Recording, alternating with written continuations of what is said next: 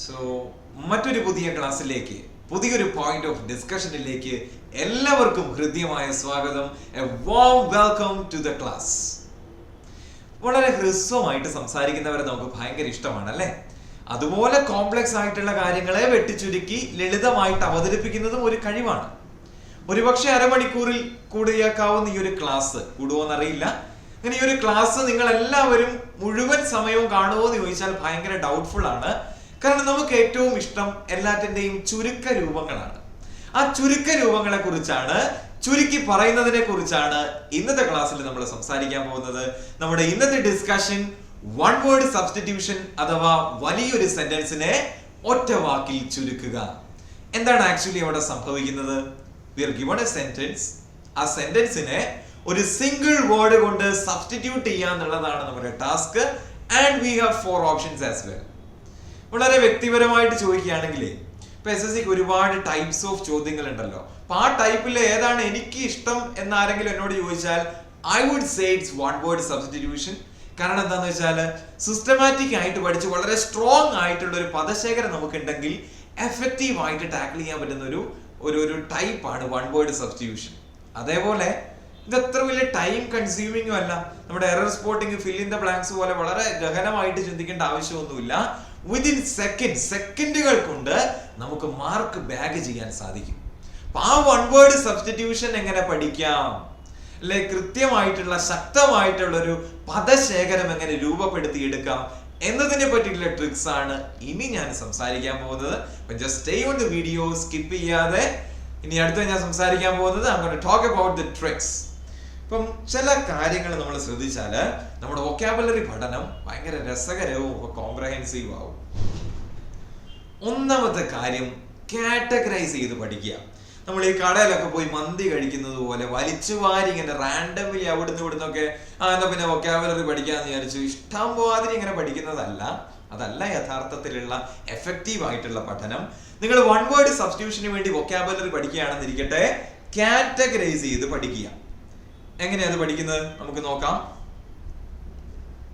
ഏത് മാനദണ്ഡത്തിൽ കാറ്റഗറൈസ് ചെയ്യണം എന്ന് ചോദിച്ചാൽ, ഇപ്പം വൺ വേർഡ് സബ്സ്റ്റിറ്റ്യൂഷനിൽ കോമൺ ആയിട്ട് ചോദിക്കുന്ന ഒരു ഏരിയ ആണ് medicine and health related terms. അപ്പൊ അതിൽ തന്നെ ഡോക്ടേഴ്സിന്റെ സ്പെഷ്യലൈസേഷൻസ് ചോദിക്കാറുണ്ട്. ഉദാഹരണം ഡെർമറ്റോളജിസ്റ്റ്, ഇപ്പം എന്താണ് പറയാ, നമ്മുടെ കണ്ണ് നേത്ര രോഗ വിദഗ്ധനെ നമ്മൾ ഓഫ്താൽമോളജിസ്റ്റ് എന്ന് വിളിക്കുക. നമുക്ക് കുറച്ചെണ്ണം എഴുതാം. സ്പെഷ്യലൈസേഷൻസ്.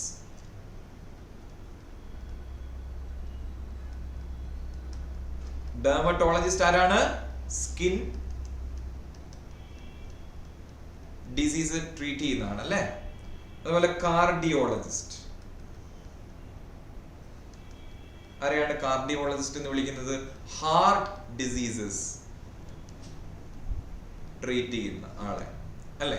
അപ്പൊ ഇതേപോലെ സ്പെഷ്യലൈസേഷൻസും ചോദിക്കും. ചില ഡിസീസസിനെ പറ്റിയും ചോദിക്കാറുണ്ട്. ചിലപ്പോൾ നമ്മുടെ ഓർമ്മ നഷ്ടമാകുന്ന അവസ്ഥ എന്ത് വിളിക്കാം? ഒറ്റ വാക്കിൽ അംനേഷ്യ എന്ന് വിളിക്കാം. അംനേഷ്യ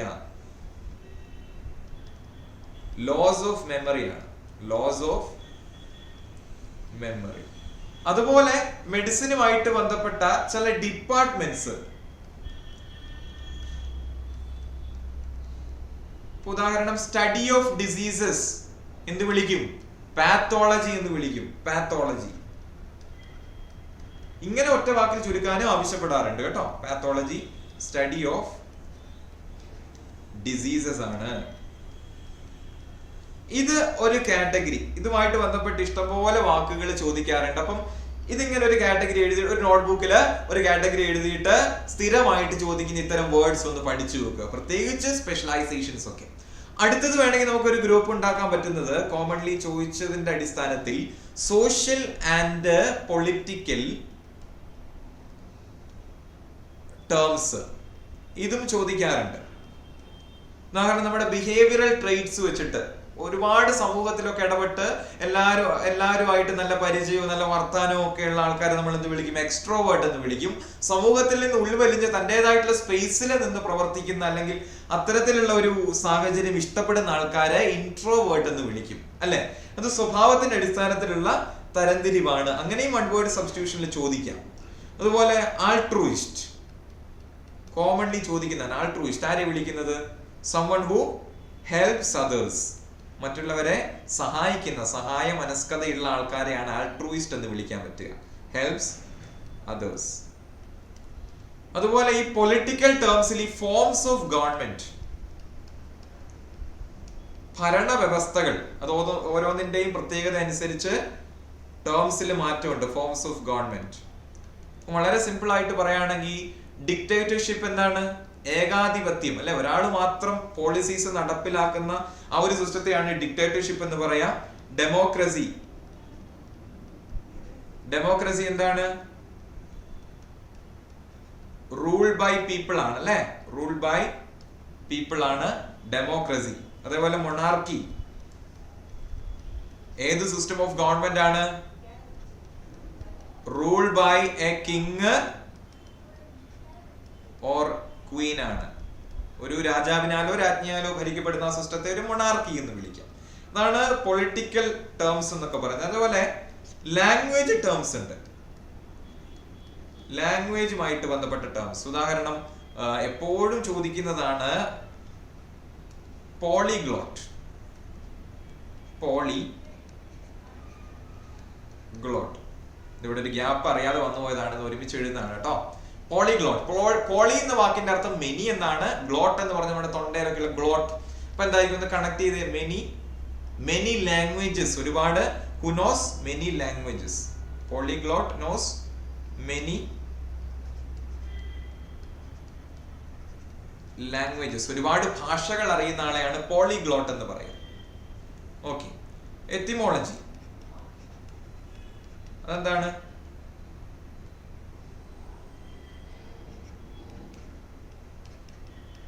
അതെന്ന് പറഞ്ഞാൽ സ്റ്റഡി ഓഫ് വേർഡ് ഒറിജിൻ ആണ്. പദങ്ങളുടെ ഉത്ഭവം സംബന്ധിച്ച് പഠിക്കുന്നതിനാണ് എറ്റിമോളജി എന്ന് പറയുന്നത്. അതേപോലെ ചില പ്രത്യേക സഫിക്സുകളിൽ എൻഡ് ചെയ്യുന്ന ചില വാക്കുകളുണ്ട്. ഉദാഹരണം ഫോബിയയിൽ എൻഡ് ചെയ്യുന്ന. ഫോബിയ എന്ന് പറഞ്ഞാൽ എന്താണ്? ഭയമാണ്. അകാരണമായിട്ടുള്ള ഭയത്തെയും വെറുപ്പിനെയും ഒക്കെയാണ് ഫോബിയ എന്ന് പറയുന്നത്. അങ്ങനെ ഒരുപാട് ടേംസ് ഉണ്ട് ഫോബിയയിൽ എൻഡ് ചെയ്യുന്ന. ഉദാഹരണം സീനോഫോബിയ. സീനോഫോബിയ എന്താണ്? സീനോഫോബിയ ഫിയർ ഓഫ് സ്ട്രേഞ്ചേഴ്സ് ആണ്. അപരിചിതരോടുള്ള അകാരണമായ ഭയത്തെയാണ് സീനോഫോബിയ എന്ന് പറയുന്നത്. അതേപോലെ നമ്മളിപ്പോ ലിഫ്റ്റിലൊക്കെ പെട്ടുപോവുകയാണെങ്കിൽ, ഇപ്പൊ നിങ്ങൾ ക്ലാസ്ട്രോഫോബിക് ആണെങ്കിൽ യുൽ ബി പാനിക്കിങ്, നിങ്ങൾ ഭയങ്കര പാനിക്ഡ് ആവും. എന്താണ് അതിനെന്ത് പറയും? ക്ലാസ്ട്രോഫോബിയ എന്നാണ് പറയുക. ക്ലാസ്ട്രോഫോബിയ ലിഫ്റ്റിലൊക്കെ. അതായത് ഫിയർ ഓഫ് എൻക്ലോസ്ഡ് സ്പേസസ് ആണ്. ലിമിറ്റഡ്, അതായത് ചുറ്റപ്പെട്ട, എന്താണ് പറയുക, closed spaces. Correct word closed spaces ആണ്. എൻക്ലോസ്ഡ് ആയിട്ടുള്ള നാരോ സ്പേസുകളോടുള്ള അത്തരത്തിലുള്ള സാഹചര്യങ്ങളോടുള്ള ഭയത്തെയാണ് ക്ലാസ്ട്രോഫോബിയ എന്ന് വിളിക്കുന്നത്. അങ്ങനെയുള്ള ആൾക്കാരെ ക്ലാസ്ട്രോഫോബിക് എന്ന് വിളിക്കും കേട്ടോ. ഓക്കെ, ഇങ്ങനെ ഗ്രൂപ്പ് ആയിട്ട് പഠിക്കുക. രണ്ടാമതാണ് അസോസിയേറ്റ് ചെയ്ത് പഠിക്കുക എന്നുള്ളത്. ചില ട്രിക്സ് വെച്ചിട്ട് നമുക്ക് ചില വേർഡ്സ് ഓർത്തിരിക്കാൻ പറ്റും. ഉദാഹരണത്തിന് ഗാരുലസ് എന്ന വാക്ക് ശ്രദ്ധിക്കണേ. ഗാരുലസ് എന്ന വാക്കിന്റെ അർത്ഥം ടോക്കറ്റീവ് എന്നാണ്. ഒരുപാട് സംസാരിക്കുന്ന ആൾക്കാരില്ലേ, അവരെ നമുക്ക് ഗാരുലസ് എന്ന് വിളിക്കാം. ഈ വാക്ക് ഓർത്തിരിക്കാൻ ഒരു ചെറിയൊരു ട്രിക്ക് ഉണ്ട്. പൊതുവെ നമ്മുടെ സ്റ്റെറിയോടിപ്പിക്കൽ അസംഷൻ ഉണ്ട് നമ്മുടെ സൊസൈറ്റിയിൽ. കാരണം girls are more expressive than boys. അല്ലെ, സ്ത്രീജനങ്ങളാണ് പൊതുവെ പുരുഷന്മാരെക്കാളും കൂടുതൽ സംസാരിക്കുന്ന എന്നൊരു സ്റ്റെറിയോടിപ്പിക്കൽ ഒരു അസംഷൻ, ഒരു ബിലീഫ് ഉണ്ട്. ഇൻഡിവിജ്വൽ ഡിഫറൻസസ് ഉണ്ട് തീർച്ചയായിട്ടും. ജനറൽ ആയിട്ട് നമുക്ക് ഒരിക്കലും അങ്ങനെ പറയാൻ പറ്റില്ല. അപ്പൊ ഇത് ഈ ഗാരുലസ് എന്ന് ചിന്തിക്കുമ്പോൾ ഗേൾസ് എന്ന് ചിന്തിക്കുക, എന്നിട്ട് ആ സ്റ്റെറിയോടിപ്പിക്കൽ ബിലീഫ് എന്ന് മനസ്സിലേക്ക് കൊണ്ടുവരിക. അങ്ങനെയാണല്ലോ പൊതുവെ ഒരു നല്ല ഉദ്ദേശത്തിൽ എടുക്കണേ. ജനറലൈസ് ചെയ്യാൻ പാടില്ല എന്നുള്ളതാണ്, ഒരിക്കലും അങ്ങനെ ചെയ്യരുത്. പക്ഷെ അങ്ങനെ ഒരു അനുമാനമുണ്ട് എന്ന് കരുതുക. അപ്പൊ ഗേൾസ് എന്തിക്കുക? ഗാരുലസ്, ഗേൾസ്, ടോക്കറ്റീവ്, ഒരുപാട് സംസാരിക്കുന്ന ആൾക്കാർ. ഓക്കെ, അടുത്തത് വേർഡ് റൂട്ട് പഠിക്കുന്നു. ഇപ്പം ഒരു പദം അത് ഒരുപക്ഷെ മറ്റൊരു ഭാഷയിൽ നിന്ന് വന്നതാകാം. അപ്പൊ അതിന്റെ ഉത്ഭവം പഠിക്കുന്നത് വേർഡ്സ് ഓർത്തിരിക്കാൻ നമ്മളെ സഹായിക്കും ഒരു പരിധി വരെ. ഉദാഹരണം ഫാക്ടറി സൈഡ് എന്ന് പറഞ്ഞൊരു വേർഡ് ഉണ്ട് ഇംഗ്ലീഷിൽ. It actually comes from 2 Latin words. Side എന്ന് പറഞ്ഞാൽ ഇപ്പം ഫാക്ടറി എന്ന് പറഞ്ഞ ആ ഒരു വേർഡ് വരുന്നത് ഫാക്ടർ എന്ന് പറഞ്ഞ ലാറ്റിൻ വേർഡിൽ നിന്നാണ്. ലാറ്റിൻ ആണ് കേട്ടോ, ലാറ്റിൻ. അതിന്റെ അർത്ഥം ബ്രദർ ആണ്. ഈ സൈഡ് എന്ന് പറഞ്ഞ വാക്ക് ഉദ്ദേശിക്കുന്നത് കില്ലിംഗ് ആണ്. അപ്പം together they mean killing of, അത് കൂട്ടി വായിച്ചാൽ കില്ലിംഗ് ഓഫ് വൺസ് ബ്രദർ. ഒരാളുടെ സഹോദരനെ ഹനിക്കുന്ന, അവന്റെ ജീവൻ ഹനിക്കുന്നതിനെയാണ്, അവനെ കൊലപ്പെടുത്തുന്നതിനെയാണ് ഫാക്ടറി സൈഡ് എന്ന് പറയാം. നമ്മൾ ചിന്തിക്കേണ്ട കാര്യം, ഈ സൈഡ് എന്ന് പറഞ്ഞതിൽ എൻഡ് ചെയ്യുന്ന ഒരു വേർഡ് ആണെങ്കിൽ അത് മേർഡറുമായിട്ട് ബന്ധപ്പെട്ടതായിരിക്കും. ഇഷ്ടംപോലെ വേർഡ്സ് ഉണ്ട്. റെജിസൈഡ്, ഹോമിസൈഡ്, അങ്ങനെ പാട്രിസൈഡ്, ഇഷ്ടംപോലെ വാക്കുകളുണ്ട്, നമുക്ക് പരിചയപ്പെടും. അപ്പൊ സൈഡിൽ എൻഡ് ചെയ്യുന്നതാണ് അതെന്തായിരിക്കും, മേർഡറുമായിട്ട് ബന്ധപ്പെട്ടതായിരിക്കും എന്ന് മനസ്സിലാക്കുക. ഇതേപോലെ അസോസിയേറ്റ് ചെയ്ത് പഠിക്കുക കേട്ടോ. മൂന്നാമത്തത്, ഈ പഠിച്ച കാര്യങ്ങൾ റിപ്പീറ്റ് ചെയ്യുക എന്നുള്ളത് വളരെ പ്രധാനപ്പെട്ട കാര്യമാണ്. ഇവിടെ നമ്മൾ ഉപയോഗിക്കേണ്ട ടെക്നിക്ക് സ്പേസ്ഡ് റിപ്പീറ്റേഷൻ ആണ്. സ്പേസ് കൊടുത്ത് ഇടവിട്ട് റിപ്പീറ്റ് ചെയ്യുക. ഉദാഹരണം, നിങ്ങൾ ഇന്നൊരു കുറച്ച് ഒരു 5 വേർഡ്സ് പഠിച്ചു എന്ന് വിചാരിക്കാം. 5 വേർഡ്സ് വളരെ ഏറ്റവും മിനിമം ആണ്. 5 വേർഡ്സ് പഠിച്ചു. ഒരു ദിവസം കഴിഞ്ഞ് വീണ്ടും അത് റിപ്പീറ്റ് ചെയ്യുക. റിപ്പീറ്റ് ചെയ്യാന്ന് വെച്ചാൽ അതിന്റെ സിനോണിംസ്, അതിന്റെ മീനിങ് എല്ലാം മനസ്സിലേക്ക് കൊണ്ടുവരണം. പിന്നീട് റിപ്പീറ്റ് ചെയ്യേണ്ടത് ഒരു 3 ദിവസം കഴിഞ്ഞാണ്. 3 ദിവസം കഴിഞ്ഞ് ചെയ്തതിനു ശേഷം വീണ്ടും ചെയ്യേണ്ടത് ഒരു 7 ദിവസം കഴിഞ്ഞാണ്. പിന്നെ ഈ സൈക്കിൾ വീണ്ടും ഇങ്ങനെ ഫോളോ ചെയ്യുക. ഓരോ ദിവസവും നിങ്ങൾ ഇങ്ങനെ വേർഡ് അപ്ഡേറ്റ് ചെയ്തുകൊണ്ടിരിക്കുന്നുണ്ട്. അതിനൊപ്പം തന്നെ ഇന്ന പഠിച്ചത് ഇന്ന 7 ദിവസം കഴിഞ്ഞിട്ട് വീണ്ടും റിപ്പീറ്റ് ചെയ്യുക. സ്പേസ്ഡ് റിപ്പീറ്റേഷനിലൂടെ നമുക്ക് വൊക്കാബുലറി ഓർത്തിരിക്കാൻ സാധിക്കും. നമ്മൾ എപ്പോഴും ഈ പഠിപ്പിക്കുന്ന ആൾക്കാരൊക്കെ പറയുന്ന ഒരു കാര്യമുണ്ട്, repetition is the mother of learning. പ്രത്യേകിച്ച് കോമ്പറ്റേറ്റീവ് എക്സാമിന്റെ ഫീൽഡ് നിങ്ങൾക്ക് എത്രത്തോളം അധ്വാനിക്കുക എന്ന് പറഞ്ഞാൽ റിപ്പീറ്റ് ചെയ്യാൻ തന്നെയാണ്. എത്രത്തോളം നിങ്ങൾ റിപ്പീറ്റ് ചെയ്യുന്നോ അത്രത്തോളം നിങ്ങളുടെ ഷോർട്ട് ടേം മെമ്മറിയിൽ നിന്ന് ലോങ് ടേം മെമ്മറിയിലേക്ക് കാര്യങ്ങൾ ഫീഡ് ചെയ്യപ്പെടും, സേവ് ചെയ്യപ്പെടും. ഓക്കെ, നാലാമത്തതാണ് മോക്ക് ടെസ്റ്റ് എടുക്കുക, പ്രീവിയസ് ഇയർ പേപ്പേഴ്സ് റെഫർ ചെയ്യുക. ഒരുപാട് ചോദ്യങ്ങളുമായിട്ടുള്ള പരിചയം നിങ്ങളെ തീർച്ചയായിട്ടും എക്സാമിന് സേവ് ചെയ്യും, രക്ഷിക്കും നിങ്ങളെ. ഓക്കെ, ഇപ്പൊ മോക്ക് ടെസ്റ്റ് എടുക്കുമ്പോൾ ചിലരുടെയെങ്കിലും ഒക്കെ വിചാരമുണ്ട്, മോക്ക് ടെസ്റ്റ് എന്ന് പറഞ്ഞാൽ something to be taken after the completion of the syllabus എന്നുണ്ട്. നെവർ, അങ്ങനെയല്ല. നിങ്ങളുടെ കുറവുകൾ മനസ്സിലാക്കി അതിനെ നിറവുകളാക്കണമെങ്കിൽ നിങ്ങൾ മോക്ക് ടെസ്റ്റ് എടുക്കണം. എവിടെയൊക്കെയാണ് എനിക്ക് പാളി പോകുന്നത്, ഏത് മേഖലകളിലാണ് എനിക്ക് ഇംപ്രൂവ് ചെയ്യേണ്ടതായിട്ടുള്ളത് എന്ന് നിങ്ങളെ തന്നെ നിങ്ങൾക്ക് മനസ്സിലാക്കാൻ സാധിക്കുന്ന ഏറ്റവും നല്ല ഉപാധി എന്ന് പറയുന്നത് മോക്ക് ടെസ്റ്റ് ആണ്. അപ്പം അതൊരു ഇന്ന കാലം കഴിഞ്ഞ് എടുക്കാന്ന് പറഞ്ഞ് മാറ്റി വെക്കരുത്. നിങ്ങളുടെ പ്രിപ്പറേഷൻ യാത്രയിൽ, നിങ്ങളുടെ ആ ജേണിയിൽ തന്നെ ഭാഗവാക്കാക്കുക. എന്ത്, മോക്ക് ടെസ്റ്റ് എടുക്കുന്നത്. അതേപോലെ പ്രീവിയസ് ഇയർ ചോദ്യങ്ങൾ, ഇംഗ്ലീഷിന്റെ ഒക്കെ സിലബസ് കംപ്ലീറ്റ്, നിങ്ങൾക്ക് ഓൾറെഡി ഒരു പ്രയർ നോളജ് ഉണ്ടല്ലോ ഇംഗ്ലീഷിൽ, പിന്നെ എന്തിന്, why waiting for the syllabus? അത് കംപ്ലീറ്റ് ആകാൻ, സിലബസ് കംപ്ലീഷന് വേണ്ടിയിട്ട് എന്തിനു വെയിറ്റ് ചെയ്യണം? Start doing mock test. Mock test ചെയ്യൂ, ചോദ്യങ്ങളുമായിട്ട് പരിചയം ഉണ്ടാകൂ, വൊക്കാബുലറിയുമായിട്ട് പരിചയം ഉണ്ടാകൂ. That is gonna save U. അത് നിങ്ങളെ സേവ് ചെയ്യും. ഓക്കെ, അപ്പൊ ഇതാണ് ഈ 4 ട്രിക്സ്. ഇതെപ്പോഴും മനസ്സിലുണ്ടാകുക. ഇനി എനിക്ക് സംസാരിക്കാനുള്ളത് CGL വേണ്ടിയിട്ട് ആത്മാർത്ഥമായിട്ട് ശ്രമിക്കുന്നവരോടും ശ്രമിക്കാൻ താല്പര്യമുള്ളവരോടുമാണ്. നിങ്ങളുടെ പ്രിപ്പറേഷൻ യാത്രയിൽ നിങ്ങളെ സഹായിക്കാൻ ഉതകുന്ന രീതിയിൽ ഒരു ഫുള്ളി പാക്ഡ് ആയിട്ടുള്ള CGL കോഴ്സ് നമ്മുടെ ആപ്പിൽ ഇപ്പൊ ലൈവ് ആയിട്ട് നടന്നുകൊണ്ടിരിക്കുന്നുണ്ട്. അതിന്റെ ഡീറ്റെയിൽസ് ആണ് സ്ലൈഡിൽ കൊടുത്തിരിക്കുന്നത്. ലൈവ് ഉണ്ട്, റെക്കോർഡഡ് ഉണ്ട്. ഇത് രണ്ടും സംയോജിപ്പിച്ചുകൊണ്ടാണ് ആ കോഴ്സ് ഡിസൈൻ ചെയ്തിരിക്കുന്നത്. നിങ്ങൾ കുറച്ച് ലേറ്റ് ആയി പോയി, നിങ്ങൾക്ക് ആവശ്യമായിട്ടുള്ള സമയമില്ല, അങ്ങനെയുള്ള പരാതികളൊന്നും വേണ്ട. നിങ്ങൾക്ക് അങ്ങനെ ഇല്ലെങ്കിൽ you have access to the recorded versions of the live classes. എപ്പോ വേണമെങ്കിലും ഇരുന്ന് കാണാം. മോക്ക് ടെസ്റ്റ് സീരീസ് ഫ്രീ ആയിട്ട് അവൈലബിൾ ആണ്. അതോടൊപ്പം തന്നെ നിങ്ങളിപ്പോ ഒരു ചോദ്യം കാണുകയാണ്, നിങ്ങൾക്ക് അത് ചെയ്യാൻ കിട്ടുന്നില്ല, you can simply reach out to the mentor. നിങ്ങൾക്ക് മെന്റർ സപ്പോർട്ടും കിട്ടും. അദ്ദേഹം എപ്പോഴും ഏത് സമയത്തും നിങ്ങളെ സഹായിക്കാനുണ്ടാകും. അപ്പൊ ഇത് സീരിയസ്ലി ഒന്ന് പരിഗണിക്കുക കേട്ടോ. അപ്പൊ അതിന്റെ കൂടുതൽ ഡീറ്റെയിൽസ് ഇതിനപ്പുറം നിങ്ങൾക്ക് അറിയണമെങ്കിൽ താഴെയുള്ള ഈ കോൺടാക്ട് നമ്പറിലേക്ക് വിളിക്കുക കേട്ടോ. ഓൺലൈൻ പഠനത്തിലൂടെ നമുക്ക് CGL ക്രാക്ക് ചെയ്യാം. ഓക്കെ, ദിശ വിൽ ഹെൽപ്പ് യു. ഇനി നമുക്ക് വൺ വേർഡ് സബ്സ്റ്റിറ്റ്യൂഷൻ എന്താണെന്നും ട്രിക്സ് ഒക്കെ പഠിച്ചു. ഇനി ചില ചോദ്യങ്ങൾ നമുക്ക് ചെയ്യാം. ഓക്കെ, ചില ചോദ്യങ്ങൾ.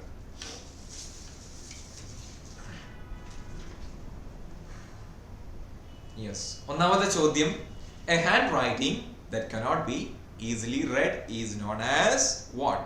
എളുപ്പം വായിച്ചെടുക്കാൻ കഴിയാത്ത കൈയക്ഷരത്തെ എന്ത് വിളിക്കും? ഉദാഹരണം എൻ്റെ ഒക്കെ കൈയക്ഷരം, നിങ്ങൾ ആദ്യത്തെ ആ സ്ലൈഡിൽ തന്നെ നിങ്ങൾക്ക് മനസ്സിലായിട്ടുണ്ടാകും. കുറച്ച് അലമ്പാണല്ലേ, വായിച്ചെടുക്കാൻ എൻ്റെ കൈയക്ഷരം കുറച്ച് ബുദ്ധിമുട്ടാണ്.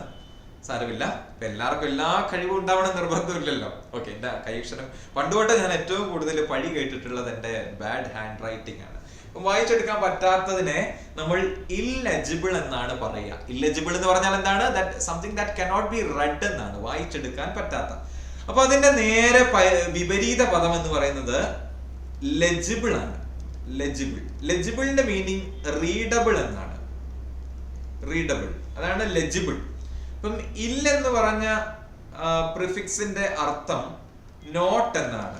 അപ്പം ഇല്ലും ലെജിബിളും ചേരുമ്പോൾ ഇല്ലെജിബിൾ ആവും, നോട്ട് റീഡബിൾ. അതിന്റെ അർത്ഥം എന്താണ്? Not readable. അപ്പൊ ഇതാണ് ഈ സർക്കിൾ ഇട്ടതാണ് ശരി ഉത്തരം.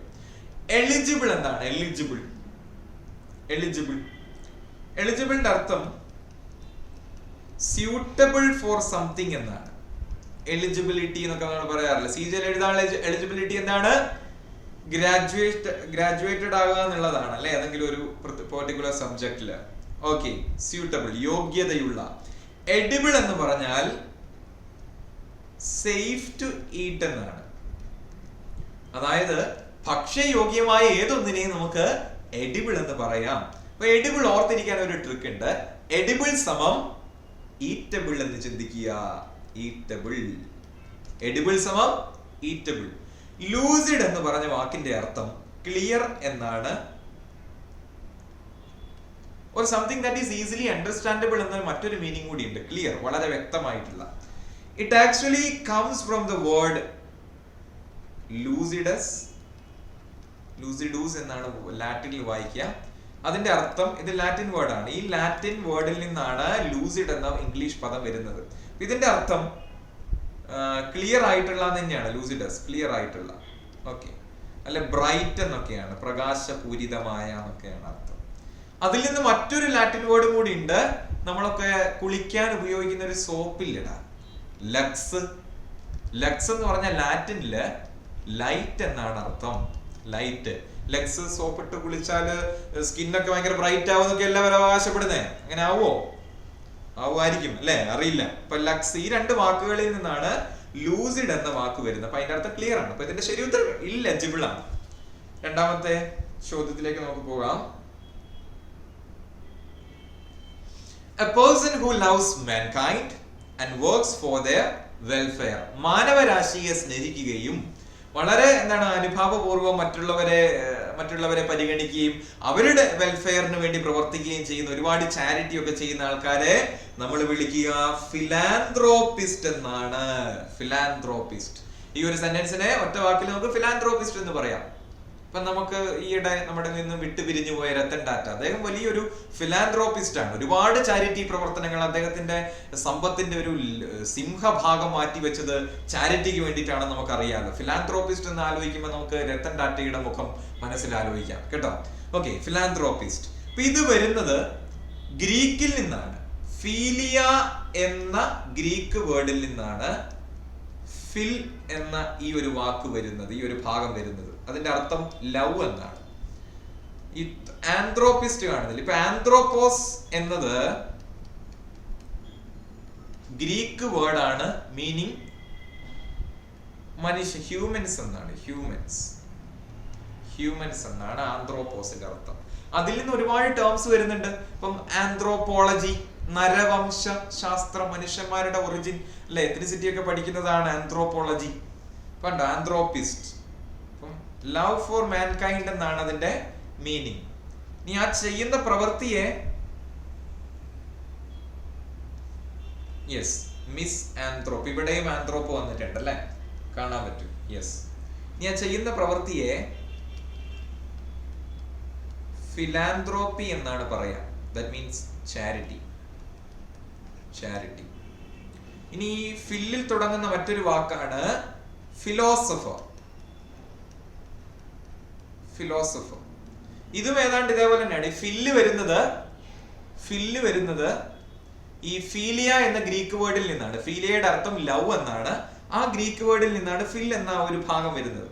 ഈ സോഫർ വരുന്നത് സോഫോസ് എന്ന ഗ്രീക്ക് പദത്തിൽ നിന്നാണ്. സോഫോസിന്റെ അർത്ഥം അല്ലെ സോഫിയ എന്നൊക്കെ ലാറ്റിനിൽ പറയും. സോഫോസിന്റെ അർത്ഥം വിസ്ഡം എന്നാണ്. വിസ്ഡം, അറിവ്, ജ്ഞാനം.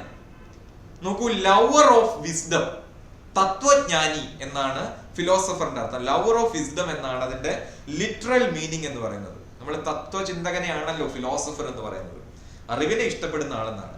അപ്പൊ ഇവിടെ നോക്കിയേ, പെസിമിസ്റ്റ്. പെസിമിസ്റ്റ് എന്ന് പറഞ്ഞാൽ someone who expects bad things. എപ്പോഴും ചില ആൾക്കാരില്ലേ നെഗറ്റീവ് മാത്രം ചിന്തിക്കുന്നവര്.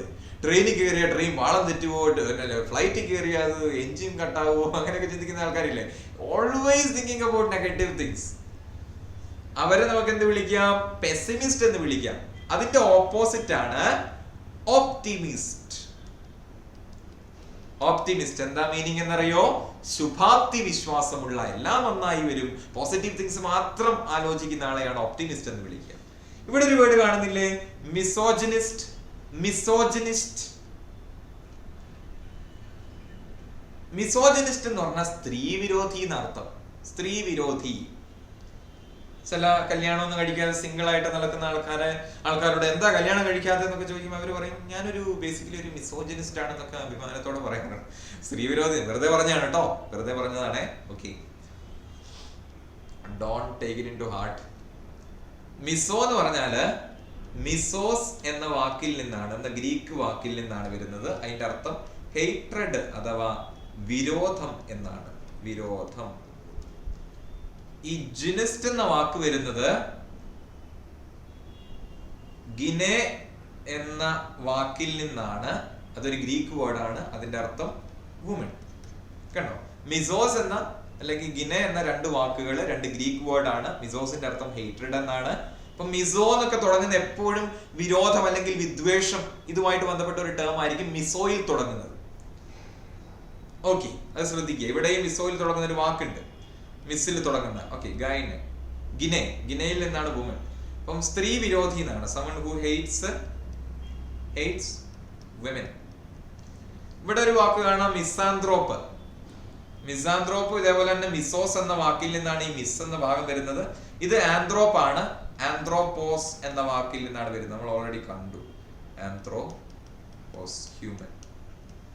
നോക്കൂ, മിസോസ്, ആന്ത്രോപോസ്, ഇതിൽ നിന്ന് രണ്ടിൽ നിന്ന് വരികയാണെങ്കിൽ എന്തായിരിക്കും മീൻ ചെയ്യുന്നത്? Hatred towards human kind. മനുഷ്യരോട് വെറുപ്പ് ഉള്ള ആൾക്കാരെ മിസാന്ത്രോപ്പ് എന്ന് പറയും. അങ്ങനെയുള്ള ആൾക്കാരുണ്ടോ? Hates people. അതായത് മനുഷ്യന്മാരെ ഇഷ്ടമല്ല, അവരുമായിട്ട് സമ്പർക്കത്തിൽ വരുന്നതോ അങ്ങനെയുള്ള യാതൊരുവിധ സാമൂഹികമായിട്ടുള്ള കാര്യങ്ങൾക്കൊന്നും താല്പര്യമില്ലാത്ത, മനുഷ്യന്മാരെ ഇഷ്ടമില്ലാത്ത ചില ആൾക്കാരുണ്ട്. അവരെ മിസ് ആന്ത്രോപ്പ് എന്നാ പറയാം. ഇതിന്റെ റൂട്ട്സ് കൃത്യമായിട്ട് പഠിച്ചു വെക്കണം കേട്ടോ. ഓക്കെ, നമുക്ക് അടുത്ത വേർഡിലേക്ക് പോകാം.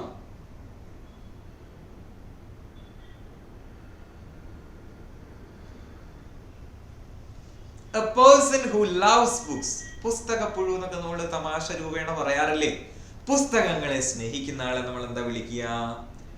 Biblio file. ഇവിടെ എന്തുകൊണ്ടാ? നേരത്തെ ഉത്തരം ഞാൻ കൊടുത്തായിരുന്നു. ഫിലാന്ത്രോപിസ്റ്റ് കൊടുത്തല്ലേ. Okay, bibliophile. ഇവിടെ എൻഡ് ചെയ്യുന്ന വേർഡ് ഏതാ? ഫൈൽ എന്നാണ്. ഇത് ആക്ച്വലി ഫീലിയ എന്ന, നമ്മൾ ഓൾറെഡി കണ്ടു, ഫീലിയ എന്ന ലവ് എന്നർത്ഥം വരുന്ന ഗ്രീക്ക് പദത്തിൽ നിന്നാണ് വരുന്നത്. അപ്പൊ നിങ്ങൾ ശ്രദ്ധിക്കേണ്ട കാര്യം, ഇപ്പൊ ഒരു വേർഡ് ഫൈൽ എന്ന വാക്കിലാണ് എൻഡ് ചെയ്യുന്നതെങ്കിൽ അത് നമ്മുടെ ഇഷ്ടവുമായിട്ട് അല്ലെ താല്പര്യവുമായിട്ട് ബന്ധപ്പെട്ട അല്ലെ സ്നേഹവുമായിട്ട് ബന്ധപ്പെട്ട ഒരു വേർഡ് ആയിരിക്കും. എന്തിൽ എൻഡ് ചെയ്യുന്നത്? ഈ ഫൈൽ എൻഡ് ചെയ്യുന്നത്. ഓക്കെ, ഇവിടെ ബിബ്ലിയോ എന്ന വാക്ക് വരുന്നത് ബിബ്ലിയ എന്ന ഗ്രീക്ക് പദത്തിൽ നിന്നാണ്. That means books. കണ്ടോ, ബുക്സ് എന്ന ബിബ്ലിയ എന്ന പദത്തിൽ ബിബ്ലിയോ എന്ന് വന്നു, ഫീലിയയിൽ നിന്ന് ഫൈല് വന്നു. ബുക്സ് ലവ്, പുസ്തകം സ്നേഹിക്കുന്ന ആള് കേട്ടോ. വൺ ഹു ലവ്സ് ബുക്സ് എന്നാണ്. Philanthropist already discussed in question number 2. Biblio grapher.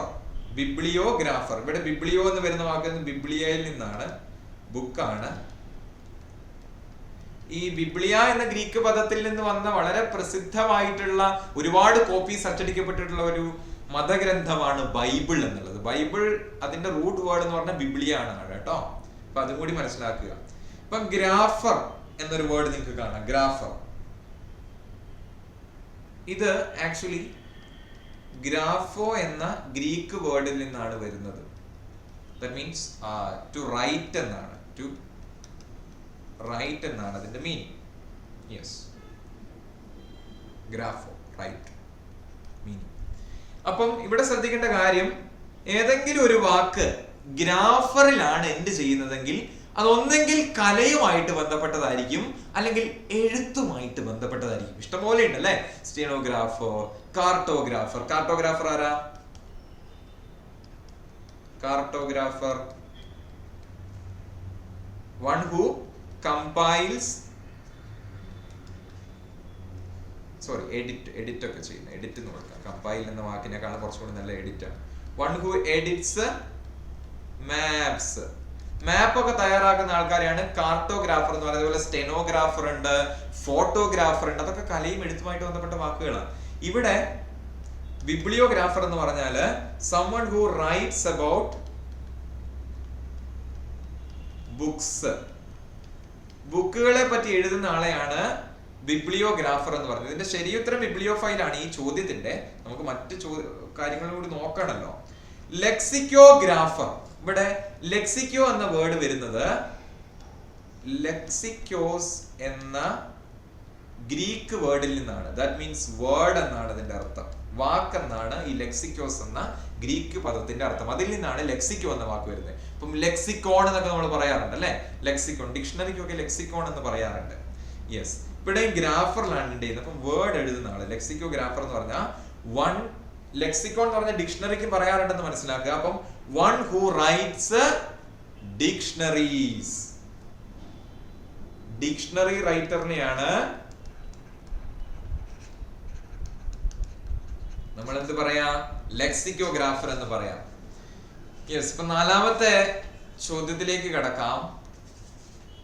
Fourth question.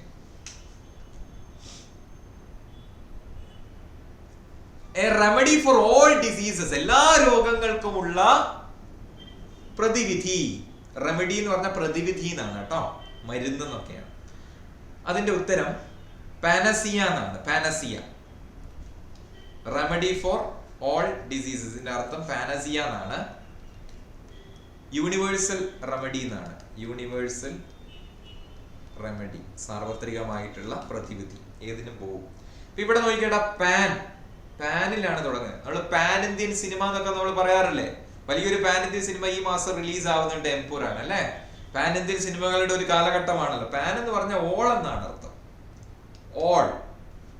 സിയ എന്ന് പറഞ്ഞാൽ ക്യൂർ എന്നൊക്കെയാണ് അതിന്റെ റൂട്ട് വേർഡിന്റെ മീനിങ് വരിക. അപ്പൊ അത് മനസ്സിലാക്കുക. ആന്റിബയോട്ടിക് ഒരു മെഡിസിൻ റിലേറ്റഡ് ടേം ആണ്. ആന്റിബയോട്ടിക് എന്ന് പറഞ്ഞാൽ ഫൈറ്റ്സ് ബാക്ടീരിയ. ബാക്ടീരിയയുമായിട്ട് പൊരുതുന്നതിനെയാണ്, ആ മരുന്നിനെയാണ് നമ്മൾ ആന്റിബയോട്ടിക് എന്ന് പറയുക. അപ്പം പലപ്പോഴും ആന്റിബയോട്ടിക്കും ആന്റിഡോട്ടും തമ്മിൽ പലർക്കും മാറിപ്പോവാറുണ്ട്. ആന്റിബയോട്ടിക് ഫൈറ്റ്സ് ബാക്ടീരിയ ആണ്. Antidote counters poison. വിഷത്തിനെതിരെ പ്രതിരോധം തീർക്കുന്നതാണ് ആന്റിഡോട്ട്. നമ്മൾ സ്നേക്ക് വെനത്തിനൊക്കെ ആന്റിഡോട്ട് എടുക്കുക എന്നൊക്കെ പറയും. എലിക്സിയർ എന്ന് പറഞ്ഞാൽ, എലിക്സിയർ മീൻസ് ഒരു, നമ്മൾ ഈ മരുന്നിലൊക്കെ ഉപയോഗിക്കുന്ന ഒരു ഷുഗർ സബ്സ്റ്റൻസ് ആണ്. ഷുഗർ സബ്സ്റ്റൻസ് എന്താണ് പറയുക? ഒരു സിറപ്പ് എന്നൊക്കെ നമുക്ക് വേണം പറയാം. സിറപ്പ്, വളരെ മധുരകരമായിട്ടുള്ള മരുന്നിലൊക്കെ ഉപയോഗിക്കുന്നതിനാണ് എലിക്സിയർ എന്ന് പറയാം. അപ്പൊ ഇതിന്റെ മീനിങ് പാനസിയ എന്നാണ് കേട്ടോ. യെസ്, അഞ്ചാമത്തെ ചോദ്യം.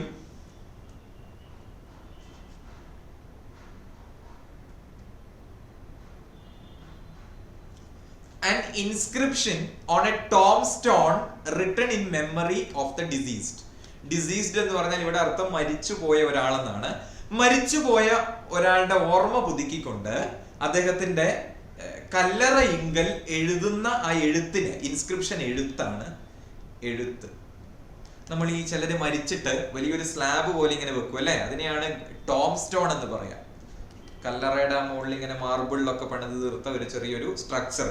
അപ്പൊ അതിന്റെ മുകളിൽ ഇങ്ങനെ ഈ മരിച്ചുപോയ ആൾക്കാരുടെ ഇങ്ങനെ എഴുതാറുണ്ട് അല്ലെ, ഇൻ ലവിങ് മെമ്മറി ഓഫ്, അല്ലെങ്കിൽ എന്താണ് പറയാ, ഞാൻ നല്ല ഓട്ടം ഓടി, എന്റെ ഓട്ടം പൂർത്തിയായി, അങ്ങനെയൊക്കെ പറയാറില്ലേ. ഇന്ന് ഞാൻ, നാളെ നീ എന്നൊക്കെ നമ്മൾ പറയാറില്ല. അതിനൊക്കെയാണ് ഇൻസ്ക്രിപ്ഷൻ എന്ന് പറയാം. അങ്ങനെ എഴുതുന്നതിന് എന്താ പറയാന്നറിയോ? എപ്പിടാഫ് എന്നാ പറയാം. എപ്പിടാഫ് കേട്ടോ. ഓക്കെ, സ്ലാബ് എന്ന് പറഞ്ഞാൽ നമുക്കറിയാം ഒരു ഫ്ലാറ്റ് സ്റ്റോണിനെയാണ്, ഫ്ലാറ്റ് ആയിട്ടുള്ള സ്റ്റോണിനെയാണ് നമ്മൾ ഒരു സ്ലാബ് എന്ന് പറയാം. നമ്മൾ ഒരു എന്താണ് പറയുക, മാർബിളിന്റെ സ്ലാബ് എന്നൊക്കെ നമ്മൾ പറയാറുണ്ടല്ലോ. പില്ലർ എന്ന് പറഞ്ഞാൽ ഒരു ലോങ് ആയിട്ടുള്ള ഒരു സ്ട്രക്ചറാണ്. ലോങ് സ്ട്രക്ചറിനെയാണ് നമ്മൾ പില്ലർ എന്ന് പറയുക, തൂൺ എന്ന് പറയും. ബസലിക്ക നമുക്കറിയാം ഒരു ഗ്രാൻഡ് ചർച്ചാണ്. പലതരം ക്രിസ്ത്യൻ ദേവാലയങ്ങൾ ഉണ്ടല്ലോ. അപ്പം വലിയൊരു വളരെ എന്താണ് പറയുക, കൊത്തുപണികളും വല്ല പുരാതനമായിട്ടുള്ള ട്രഡീഷനൊക്കെ ഉറങ്ങിക്കിടക്കുന്ന വലിയൊരു ക്രിസ്ത്യൻ പള്ളിയാണ് ബസലിക്ക എന്ന് പറയുക. അപ്പം നമ്മുടെ വത്തിക്കാനിൽ ഒരു ബസലിക്ക ഉണ്ട്, സെന്റ് പീറ്റേഴ്സ് ബസലിക്ക. ഒരു വലിയൊരു ട്രഡീഷൻ ഉള്ള ഒരു ചേർച്ചാണ്. അപ്പം ഈ മരിച്ച ആളുടെ അല്ലെങ്കിൽ ടോം സ്റ്റോണില് ഗ്രേവ് സ്റ്റോൺ എന്ന് പറയും കേട്ടോ. ഇത് ടോം സ്റ്റോണിന് ഗ്രേവ് സ്റ്റോൺ എന്ന് പറയും. അതിൽ എഴുതി വെക്കുന്നതിന് എപ്പിടാഫ് എന്നാണ് പറയുക, എപ്പിടാഫ് കേട്ടോ. അത് വരുന്ന എപ്പി എന്ന് പറഞ്ഞാല്, എപ്പി എന്ന് പറഞ്ഞ ഗ്രീക്കില് അതിന്റെ അർത്ഥം അപ്പോൺ എന്നാണ്, ഒന്നിന്റെ മേലെ, മേലെ അപ്പോൺ. ഈ ടാഫോസ് എന്ന് പറഞ്ഞാല് ഗ്രേവ് സ്റ്റോൺ ആണ്, കല്ലറയിൽ വെക്കുന്ന ആ സ്റ്റോൺ. അപ്പൊ ഇതിൽ നിന്നാണ് എന്ത് വരുന്നത്, എപ്പിടാഫ് എന്ന പദം വരുന്നത്. ഓക്കെ, ശ്രദ്ധിക്കുക. A person who deserves all praise is called. അഭിനന്ദനം അർഹിക്കുന്ന ആളെ നമ്മൾ എന്ത് വിളിക്കും, laudable എന്ന് വിളിക്കും. If someone is laudable, he is praiseworthy. അവൻ എന്തിന് അർഹതയുണ്ട്, പ്രകീർത്തിക്കപ്പെടാൻ അല്ലെങ്കിൽ അഭിനന്ദനത്തിന് അർഹതയുണ്ടെന്നാണ് അതിന്റെ അർത്ഥം. ഇത് actually comes from Latin word ആയിട്ടുള്ള ലൂതരെ എന്നാണ് പറയുക. ലൂതരെ എന്ന വാക്കിൽ നിന്നാണ് ലൗഡബിൾ എന്ന വാക്ക് വരുന്നത്. ലാറ്റിൻ ആണ് കേട്ടോ, ലാറ്റിൻ ആണ്. ദാറ്റ് മീൻസ് ടു പ്രൈസ് എന്നാണ് അതിന്റെ അർത്ഥം, ലൂതരെ, പ്രൈസ്. ഇനി ഇത് ഓർത്ത് വെക്കാൻ അപ്ലോഡ് എന്ന് ചിന്തിച്ചാൽ മതിയുടെ, അപ്ലോഡ് എന്ന് ചിന്തിക്കുക. അപ്ലൗഡ്, അപ്ലൗഡഡ്, ലൗഡ്, അപ്ലോഡ്, ലൗഡ്, പ്രകീർത്തിക്കുക അല്ലെങ്കിൽ അഭിനന്ദിക്കുക എന്നൊക്കെയാണ്. അഭിനന്ദനത്തിന് അർഹമായിട്ടുള്ള ലൗഡ്. ഡെസ്പിക്കബിൾ എന്ന് പറഞ്ഞാല് ഡിസേർവിങ്, പുച്ഛം, കണ്ടംപ്റ്റ് എന്നാണ് അതിന്റെ. പുച്ഛത്തിന് അർഹരായിട്ടുള്ള ഡെസ്പിക്കബിൾ എന്നാണ് പറയാ. ലവബിൾ എന്ന് പറഞ്ഞാൽ ഈസി ടു ലവ് എന്നാണ്. ഈസി ടു ലവ്, വളരെ എളുപ്പത്തിൽ സ്നേഹിക്കാൻ കഴിയുന്ന ഏതൊന്നിനെയും ലവബിൾ എന്ന് പറയാം. The puppy is lovable means puppy can be loved. Detestable എന്ന് പറഞ്ഞാൽ deserving hatred. വിരോധം അർഹിക്കുന്ന ആളെ നമുക്ക് അല്ലെങ്കിൽ ഏതെങ്കിലും ഒരു വസ്തുവാകാം അല്ലെങ്കിൽ ഒരു വ്യക്തിയാകാം, അതിനെ നമ്മൾ ഡിറ്റസ്റ്റബിൾ എന്നാണ് പറയാ. നമുക്ക് ഏഴാമത്തതിലേക്ക് കടക്കാം. Okay, 7. A person who steals the writing of others is called. നമ്മൾ ഡിഗ്രിക്കും പ്രീ ഡിഗ്രിക്കും ഒക്കെ, പ്രീ ഡിഗ്രി അല്ല സോറി, പോസ്റ്റ് ഗ്രാജുവേഷൻ അല്ലേ, പ്രീ ഡിഗ്രി, പോസ്റ്റ് ഗ്രാജുവേഷനും നമ്മുടെ ഗ്രാജുവേഷനും ഒക്കെ എന്ത് കൊടുത്താലാണ് നമുക്കത് കിട്ടുക, നമ്മുടെ സർട്ടിഫിക്കറ്റ് കിട്ടുക, ബിരുദം കിട്ടുക? നിങ്ങൾ ചെയ്തിട്ടില്ല? റെക്കോർഡ് കൊടുക്കണ്ടേ? റെക്കോർഡല്ല, പ്രോജക്റ്റ് അല്ലേ? പ്രോജക്റ്റ് കൊടുക്കുക. നമ്മൾ പൊതുവെ ചെയ്യുന്ന പരിപാടി എന്താ വെച്ചാൽ, നമുക്ക് സ്വന്തമായിട്ട് എഴുതാൻ കിട്ടിയില്ലെങ്കിൽ നമ്മൾ മറ്റാൾക്കാർ ഓൾറെഡി എഴുതി വെച്ചിരിക്കുന്ന സാധനങ്ങൾ, അത്തരം റൈറ്റിംഗ്സിൽ നിന്ന് ചൂണ്ടും. ആ ചൂണ്ടുന്ന പ്രവൃത്തിയെ ഒറ്റ വാക്കിൽ, പ്രവൃത്തിയല്ല അങ്ങനെ ചെയ്യുന്ന ആളെ ഒറ്റ വാക്കിൽ പ്ലേജറിസ്റ്റ് എന്ന് പറയാം. Plagiarist, one who steals the writing, steals the writings of others. മറ്റുള്ളവരുടെ എഴുത്തുകൾ അവരുടെ സമ്മതമില്ലാതെ മോഷ്ടിച്ച് സ്വന്തം കൃതിയിലോ സ്വന്തം രചനയിലോ ഉൾപ്പെടുത്തുന്ന ആൾക്കാരെയാണ് പ്ലേജറിസ്റ്റ് എന്ന് പറയാം. അപ്പൊ പ്ലേജറിസ്റ്റ് എന്ന് പറഞ്ഞാലോ ആ ആക്ടിനെയാണ് പറയാ, ആ ആക്ടിനെയാണ് പ്ലേജറിസ്റ്റ് എന്ന് പറയാം. അത് ചെയ്യുന്ന ആളെ പ്ലേജറിസ്റ്റ്. പോപ്പുലർ എന്ന് പറഞ്ഞാൽ നമുക്കറിയാലോ, ലൈക്ക്ഡ് ബൈ മെനി എന്നാണ് അതിന്റെ അർത്ഥം. ഒരുപാട് പേരാൽ ഇഷ്ടപ്പെടുന്ന ഒരു കാര്യമാണ് പോപ്പുലർ എന്ന് വന്നതുകൊണ്ട് വിശേഷിപ്പിക്കാം. നെപ്പോട്ടിസം, നമ്മൾ വളരെ ഹിറ്റ് ആയിട്ടുള്ള ഒരു പടമായിരുന്നു KGF. KGF-ൽ അതിന്റെ നായകൻ പറയുന്ന ഒരു ഡയലോഗ് ഉണ്ട്, നെപ്പോട്ടിസം കൊണ്ട് വന്നവനല്ലടാ, മെറിറ്റിൽ വന്നവനാ, മെറിറ്റിൽ. അപ്പൊ നെപ്പോട്ടിസം എന്തായിരിക്കും? നെപ്പോട്ടിസം എന്ന് പറഞ്ഞാലേ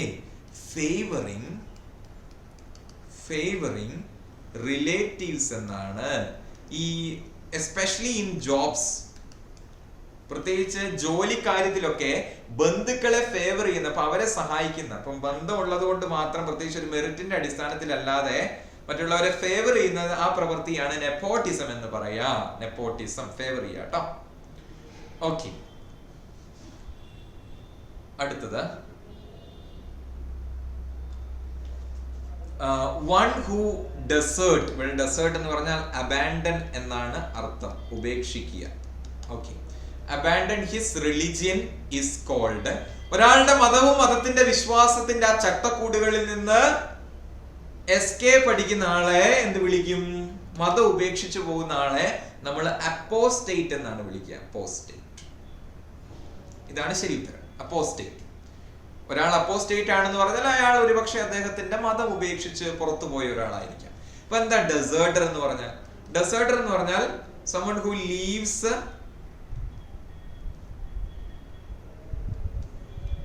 armed forces or duty. ഒരു ഉത്തരവാദിത്വത്തിൽ നിന്നോ അല്ലെങ്കിൽ പട്ടാളത്തിൽ നിന്നൊക്കെ തന്റെ ജോലി അല്ലെങ്കിൽ ഉത്തരവാദിത്വം ഉപേക്ഷിച്ച് പോകുന്ന ആളെയാണ് ഡെസേർട്ടർ എന്ന് വിളിക്കുക. ടേൺ കോട്ട് എന്ന് പറഞ്ഞാല് someone who changes sides, especially in politics. ഈ രാഷ്ട്രീയത്തില് കാലുമാറുക എന്നൊക്കെ കേട്ടിട്ടില്ലേ? ആദ്യം അവരുടെ കൂടെയായിരുന്നു, പിന്നെ അങ്ങോട്ട് സീറ്റ് വെട്ടുകൊണ്ട് കണ്ടപ്പം അങ്ങോട്ടേക്ക് ചാടി. അങ്ങനെ കാലുമാറുന്ന ആളെ ടേൺ കോട്ട് എന്ന് പറയാം.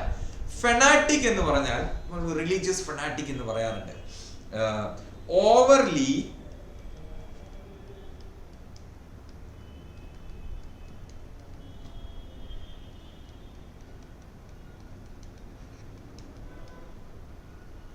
ഈ മതങ്ങളെ കുറിച്ച് അല്ലെങ്കിൽ തന്റെ പ്രത്യേക മതത്തിലെ മതവിശ്വാസത്തെ കുറിച്ച് അന്ധഭക്തൻ എന്നൊക്കെ പറയാറില്ലേ? അതിനെയാണ് ഫെനാറ്റിക് എന്ന് പറയാം. മറ്റേ വാക്കിൽ അന്ധഭക്തൻ എന്ന് പറയാം. കണ്ണുപൂട്ടി അതിനകത്ത് ലോജിക് ഇല്ല എങ്കിൽ കൂടിയും അത് വിശ്വസിച്ച് ലോജിക് ഇല്ലാത്ത കാര്യങ്ങളിലൊക്കെ ഏർപ്പെടുന്ന അന്ധഭക്തനായിട്ടുള്ള ആൾക്കാരെയാണ് ഫെനാറ്റിക് എന്ന് പറയാം കേട്ടോ. ഫെനാറ്റിക്.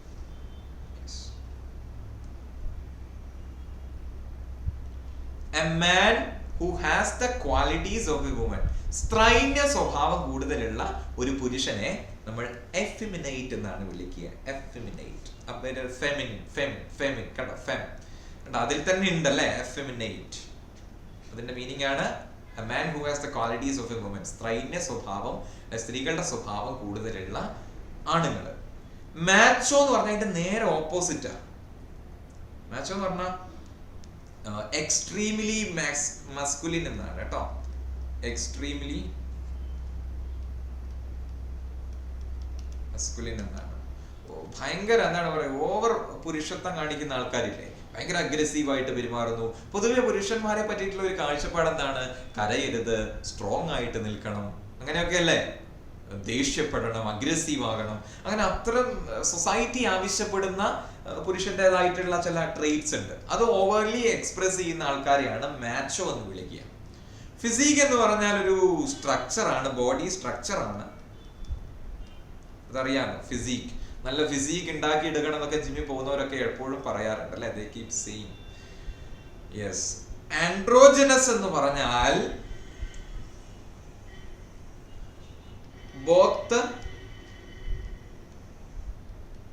masculine and feminine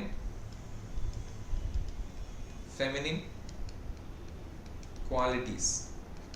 സ്ത്രൈന്യ സ്വഭാവവും പുരുഷ സ്വഭാവവും ഒരുമിച്ചുള്ള ആൾക്കാരെയാണ് ആൻഡ്രോജനസ് എന്ന് പറയാം. ഇത് രണ്ട് വേർഡ്സിൽ നിന്നാണ് വരുന്നത്. ആൻഡ്രോ എന്ന് പറഞ്ഞാൽ ഗ്രീക്കിൽ മെയിൽ എന്നാണ് അർത്ഥം. ഈ ജൈനസ് വരുന്നത് ഗിനെ എന്ന ഗ്രീക്ക് പദത്തിൽ നിന്നാണ്. That means woman. ഗ്രീക്ക് പദമാണ് കേട്ടോ. കണ്ടോ? ആൻഡ്രോ ജിനസ്, ആൻഡ്രോ ഗൈൻ, കണ്ടോ? Gyne, woman. ഇതിൽ രണ്ട് വന്നുകൊണ്ട് both masculine and feminine qualities ഉള്ള ഒരാളെ ആൻഡ്രോജനസ് എന്ന് പറയാം. ഓക്കെ, അടുത്തതിലേക്ക് പോവാം. Talking to oneself. അതിനെ നമ്മൾ എന്ത് പറയുന്നറിയോ? സോളിലോക്വി. സോളിലോക്വി. നമ്മൾ ചിലപ്പോൾ നമ്മൾ ഒറ്റയ്ക്ക് ഇരിക്കുന്ന സമയത്ത് നമ്മളോട് തന്നെ സംസാരിക്കാറുണ്ട് അല്ലെ? അങ്ങനെ സംസാരത്തിൽ ഏർപ്പെടാറുണ്ട്. അതിനെ നമ്മൾ ഇംഗ്ലീഷിലെ ഒറ്റ വാക്കില് സോളിലോക്വി എന്നാണ് പറയാം. രണ്ട് ലാറ്റിൻ പദങ്ങളിൽ നിന്നാണ് ഇത് വരുന്നത്. സോളൂസ് എന്ന് പറഞ്ഞ ലാറ്റിൻ പദം, അതിൽ നിന്നാണ് സോൾ എന്ന വാക്ക് വരുന്നത്. സോളൂസ് ദാറ്റ് മീൻസ് എലോൺ എന്നാണ് അതിന്റെ മീനിങ്. പിന്നെ ലോക്വി എന്ന വാക്കുണ്ട്. ലോക്വി എന്ന വാക്ക് ടു സ്പീക്ക് എന്നാണ് അതിന്റെ റൂട്ട് വേർഡാണ്. ഇതിലാണ് ലോക്വി എന്ന വാക്ക് വരുന്നത്. ഓക്കെ, അതിന്റെ റൂട്ട് വേർഡാണ് loqui. Yes, to speak alone. കണ്ടോ, ഈ സോളൂസ് എന്ന വാക്കിൽ നിന്നാണ് സോളോ എന്ന വാക്കും വരുന്നത്. സോളോ പാടുക, ഡുവറ്റ് പാടുക എന്നൊക്കെ കേട്ടിട്ടില്ലേ? ഒറ്റയ്ക്ക് പാടുന്നതിനാണ് സോളോ പെർഫോമൻസ് എന്നൊക്കെ പറയാറുണ്ട് അല്ലെ. സോളിലൊക്വി എന്ന് പറഞ്ഞാൽ എന്താണ്? ടോക്കിംഗ് ടു വൺ സെൽഫ് ആണ്. അപ്പൊ എന്താണ് ഈഗോയിസവും ഈഗോട്ടിസവും? അത് ഈഗോയിസം എന്ന് പറഞ്ഞാല് സെൽഫ് സെന്റേർഡ് എന്നാണ്.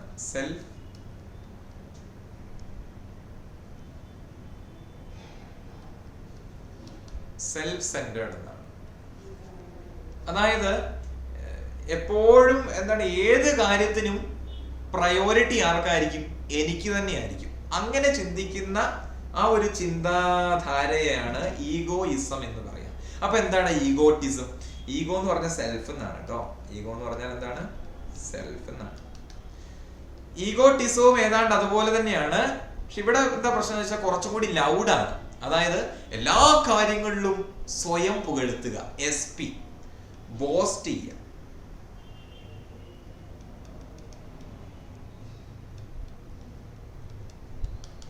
വൺ സെൽഫ്, ഒരാളെ തന്നെ അയാള് ബോസ്റ്റ് ചെയ്തുകൊണ്ടിരിക്കുക എല്ലാ കാര്യത്തിലും. ഞാൻ അത് ചെയ്യും, ഞാൻ അവിടെ പോയിട്ടുണ്ടോ, ഞാൻ ഇങ്ങനെയായിരുന്നു, ഞാൻ അങ്ങനെ ചെയ്യുമായിരുന്നു, ഇങ്ങനെയൊക്കെ പറയുന്ന ആൾക്കാരില്ല. എല്ലാ കാര്യത്തിലും സ്വന്തം ഇങ്ങനെ പൊക്കി അടിച്ചുകൊണ്ടിരിക്കുകയാണ്. സ്വയം പൊങ്ങി. ഇത് കുറച്ചും കൂടി സൈലന്റ് ആണ്. ഈഗോയിസം കുറച്ചും കൂടി സൈലന്റ് ആണ്. കാരണം എല്ലാ കാര്യങ്ങളും പ്രയോറിറ്റൈസ് ചെയ്യുന്നുള്ളൂ. അങ്ങനെ നാട്ടുകാരുടെ മുമ്പിൽ വിളിച്ചു പറഞ്ഞു നടക്കുന്നില്ല. പക്ഷെ ഇത് കുറച്ചും കൂടി ലൗഡാണ്. എല്ലാവരുടെ വിളിച്ചു പറഞ്ഞു നടക്കും. ആൻവി, ഇത് ആൻവി എന്നാണ് പ്രൊനൗൺസ് ചെയ്യുക കേട്ടോ.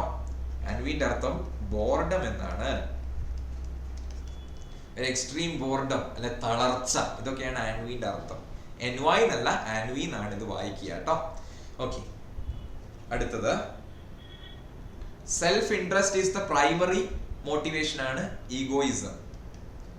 സ്വന്തം ബോസ്റ്റ് ചെയ്യുന്നതാണ് ഈഗോട്ടിസം. A person who hates women, നമ്മൾ ഓൾറെഡി കണ്ടു. മിസോജിനിസ്റ്റ്, മിസോസ്, ഗിനെ, രണ്ട് വേർഡിൽ നിന്നും വന്ന മിസോജിനിസ്റ്റ് വിച്ച് മീൻസ് സ്ത്രീ വിരോധി. അതല്ല നമുക്ക് വേണ്ടത്. അപ്പൊ എന്താ മിസോഗാമിസ്റ്റ്? ഈ മിസോ എന്ന് പറഞ്ഞാൽ മിസോസ് എന്ന പദത്തിൽ നിന്നാണ് വരുന്നത്. നമ്മൾ പഠിച്ചു. അതിന്റെ മീനിങ് ഹെയ്റ്റ്രഡ് ആണെന്നറിയാം, വെറുപ്പാണെന്നറിയാം. ഇതെന്തോ വെറുപ്പിനെ സൂചിപ്പിക്കുന്ന ഒരു വാക്കാന്ന് കിട്ടി. പിന്നെ ഉള്ളത് ഗാമിസ്റ്റ് ആണ്. ഗാമിസ്റ്റ് എന്ന വാക്ക് വരുന്നത് ഗാമോസ് എന്ന ഗ്രീക്ക് പദത്തിൽ നിന്നാണ്, വിച്ച് മീൻസ് മാരേജ്. നമുക്കൊക്കെ ഭയങ്കര ഇൻട്രസ്റ്റ് ഉള്ള ഒരു സബ്ജക്റ്റ് ആണ് അല്ലെ, മാരേജ്, കല്യാണം. ഇപ്പൊ കല്യാണത്തെ വെറുക്കുന്ന ആൾക്കാരെ മിസോഗാമിസ്റ്റ് എന്ന് പറയാം. Hates marriage. കല്യാണത്തെ വെറുക്കുന്ന ആൾക്കാർ, സിംഗിൾ ആയിട്ടുള്ള ആൾക്കാർ. ഇപ്പൊ കല്യാണത്തെ വെറുത്തുകൊണ്ട് മാത്രമല്ല സിംഗിൾ ആവുന്നത്. നിരവധിയായിട്ടുള്ള കാരണങ്ങൾ ഉണ്ടല്ലേ. ഗൈനക്കോളജിസ്റ്റ് എന്ന് പറഞ്ഞാൽ നമുക്കറിയാം, പ്രത്യേകിച്ച് എഴുതേണ്ട ആവശ്യമൊന്നുമില്ല. ഫീമെയിൽ ഹെൽത്ത് അത് കൺസേൺഡ് ആയിട്ടുള്ള ഒരു ഡോക്ടറാണ് ഗൈനക്കോളജിസ്റ്റ് എന്ന് പറയുന്നത്. ഫീമെയിൽ ഹെൽത്തില് സ്പെഷ്യലൈസ് ചെയ്തിട്ടുള്ള ഗൈനക്കോളജിസ്റ്റ്. മോണോഗാമി, ഇവിടെ ഗാമി എന്ന വേർഡ് വരുന്നതും ഗാമോസ് എന്ന പദത്തിൽ നിന്നാണ്, വിച്ച് മീൻസ് മാരേജ്. മോണോ എന്ന് പറഞ്ഞാൽ നമുക്കറിയാം, മോണോ ആക്ട്, ഏകാഭിനയം. മോണോ എന്ന് പറഞ്ഞാൽ സിംഗിൾ എന്നാണ്. സിംഗിൾ മാരേജ് എന്ന് പറഞ്ഞാൽ ഹാവിങ് ഓൺലി വൺ സ്പൗസ്, ഒരു പങ്കാളി മാത്രമുള്ള അവസ്ഥയാണ് മോണോഗമി എന്ന് പറയാം കേട്ടോ. അപ്പൊ ഇതിന്റെ എല്ലാ അർത്ഥം കിട്ടിയില്ലേ? Having only one spouse.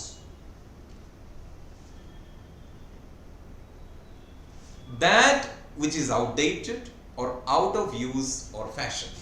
അതായത് കാലഹരണപ്പെട്ട ഒരു കാര്യത്തെ ഒബ്സൊലേറ്റ് എന്ന് പറയുന്നത്. ഒബ്സൊലേറ്റ്, നോ ലോങ്ങർ ഇൻ യൂസ് എന്നാണ് ഇതിന്റെ മീനിങ് കേട്ടോ.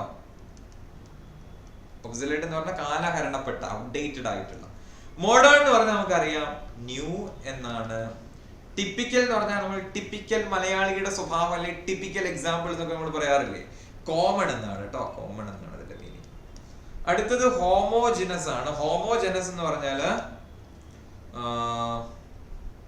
സെയിം കൈൻഡ് എന്നാണ്. ഒരേ ഇനത്തിൽപ്പെട്ട ആളെയാണ് അല്ലെങ്കിൽ ഒരു വസ്തുവിനെയാണ് ഹോമോജനസ് എന്ന് പറയാം. ഹോമോജനസ്. ഹോമോ എന്ന് പറഞ്ഞാൽ ഇപ്പം സിംഗിൾ എന്ന് വെച്ചാൽ സിംഗിൾ. ജനസ് എന്ന് പറഞ്ഞാൽ ഇപ്പം ജീനോസ് എന്ന വാക്കിൽ നിന്നാണ് ഇത് വരുന്നത്. ജീനോസ്.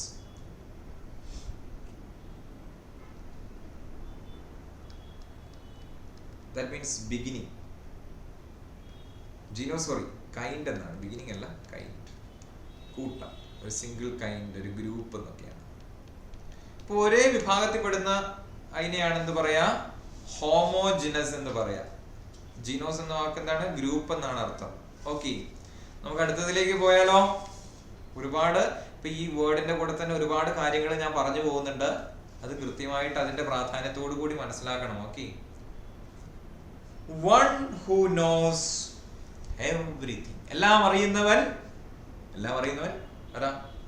ആരാ? omni, omniscient എന്നാണ് കേട്ടോ, എല്ലാം അറിയുന്നവൻ.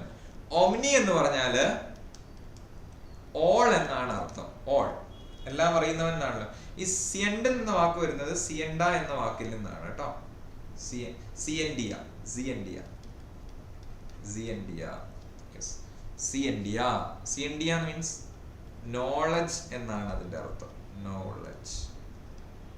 സിയൻഡിയ എന്ന പദത്തിൽ നിന്നാണ് സിയൻഡ് എന്ന വാക്ക് വരുന്നത്. അതിന്റെ അർത്ഥം നോളജ് ആണ്. All knowing, one who knows everything.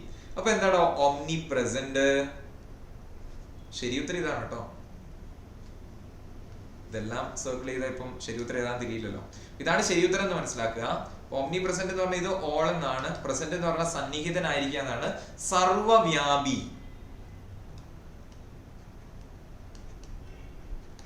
സർവവ്യാപി. Omni potent എന്ന് പറഞ്ഞാലോ സർവശക്തൻ. ഓംനി എന്ന് പറഞ്ഞാൽ ഓൾ എന്നാണ്. പൊട്ടന്റ് എന്ന് പറഞ്ഞാല് ശക്തിയുള്ള. ഇപ്പൊ ഇംപൊട്ടന്റ് എന്ന് പറഞ്ഞാൽ ശക്തി ഇല്ലാത്ത അല്ലെ കഴിവില്ലാത്ത, പ്രത്യുൽപാദന ശേഷി ഇല്ലാത്ത എന്നൊക്കെയാണ് ഇംപൊട്ടന്റിന്റെ അർത്ഥം. പൊട്ടന്റ് എന്ന് പറഞ്ഞാല് ശക്തിയുള്ള എന്നാണ്. അപ്പൊ ഓംനി പൊട്ടന്റ് എന്ന് പറഞ്ഞാല് സർവശക്തൻ.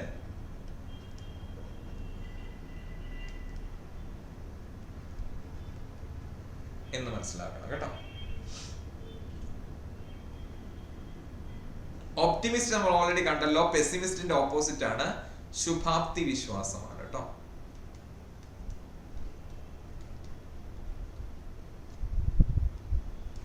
ശുഭാപ്തി വിശ്വാസിയാണ് കേട്ടോ. യെസ്. അടുത്തത് a murder of one's father.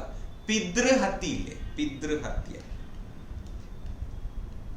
അച്ഛനെ കൊല്ലുന്നു. ഇതുപോലുള്ള വാർത്തകൾ ഇപ്പം ഭയങ്കര അല്ലെ, വളരെ കോമൺ ആയി മാറിക്കൊണ്ടിരിക്കുകയാണ്. വളരെ ഭീകരമായിട്ടുള്ള ഒരു സിറ്റുവേഷൻ ആണ് അല്ലെ. ബന്ധങ്ങൾക്കൊന്നും വലിയ വില കൊടുക്കാത്ത ഒരു കാലഘട്ടത്തിൽ ചെറിയ കാര്യങ്ങൾക്ക് ബന്ധങ്ങൾ മുറിച്ചു മാറ്റി അല്ലെ, അവരുമായിട്ട് അടിയുണ്ടാക്കി കൊലപാതകത്തിലൊക്കെ എത്തിച്ചേരുന്ന സങ്കടകരമായിട്ടൊരു കാഴ്ചകൾ കാണുന്നുണ്ട്. അപ്പം അച്ഛനെ കൊല്ലുന്നതിനെ പാട്രിസൈഡ് എന്നാണ് പറയാ. കാരണം നമുക്കറിയാം, നമ്മൾ ഓൾറെഡി പഠിച്ചു, സൈഡിൽ എൻഡ് ചെയ്യുന്ന വേർഡ് ആണോ അത് എന്തുമായിട്ട് ബന്ധപ്പെട്ടതായിരിക്കും? മേർഡറുമായിട്ട് ബന്ധപ്പെട്ടതായിരിക്കും, കൊലപാതകമായിരിക്കും. ഇവിടെ പാറ്റർ എന്ന വാക്ക് ഇത് ലാറ്റിനിൽ നിന്നാണ് വരുന്നത് കേട്ടോ. ലാറ്റിൻ ലാംഗ്വേജിൽ നിന്നാണ് വരുന്നത്. പാറ്റർ എന്ന പദത്തിൽ നിന്നാണ് പാട്രി എന്ന പദം ഉണ്ടാവുന്നത്. പാറ്ററിന്റെ അർത്ഥം ഫാദർ. പാറ്റർ, ഫാദർ. സൂയിസൈഡ് എന്ന് പറഞ്ഞാൽ കില്ലിങ് വൺസെൽഫ് എന്നാണ്. എഴുതേണ്ട ആവശ്യമില്ലല്ലോ. ജീനോസൈഡ് എന്ന് പറഞ്ഞാല് killing a large number of people. വംശഹത്യ എന്നൊക്കെ പറയും. എന്താണ് പറയാ? വംശഹത്യ, ജീനോസൈഡ്. നമ്മൾ നേരത്തെ ജീനോം എന്ന് പറഞ്ഞിരുന്നല്ലോ. ജീനോസ് എന്താണ്? നമ്മൾ നേരത്തെ കണ്ടതല്ലേ, ജീനോസ് റേസ് എന്നാണ്. റേസ്, ദാറ്റ് മീൻസ് വർഗം. ജീനോസ്, അതിൽ നിന്നാണ് ജീനോ എന്ന വാക്ക് ഉണ്ടാവുന്നത്. അപ്പൊ killing a large number of people, വംശഹത്യ എന്നാണ് ജീനോസൈഡിന്റെ അർത്ഥം. ഹോമിസൈഡ്, ഹോമി എന്ന് പറഞ്ഞാൽ ഇപ്പം ഹോമോസാപ്പിയൻസ് നമ്മൾ വരുന്ന ഹോമി, ഹോമീസ് എന്നൊക്കെ നമ്മൾ കേൾക്കാറുണ്ട് അല്ലെ. ഹോമി എന്ന് പറഞ്ഞാൽ ഹ്യൂമൻ എന്നാണ്. നരഹത്യ. നരഹത്യ, മനുഷ്യനെ കൊല്ലുന്നതിനെയാണ് ഹോമിസൈഡ് എന്ന് പറയാം. ഓക്കെ, അടുത്തതിലേക്ക്. The practice of having more than one husband at the same time. എന്തായിരിക്കും? More than one husband at the same time. Polyandry ആണ് കേട്ടോ. ഞാൻ നേരത്തെ പറഞ്ഞിരുന്നു പോളി എന്ന് പറഞ്ഞാൽ എന്താണ്? മെനി എന്നാണ് അർത്ഥം. മെനി. അപ്പം ആൻഡ്രോ എന്ന പദം ദാറ്റ് മീൻസ് മെയിൽ ആണ്. മെയിൽ.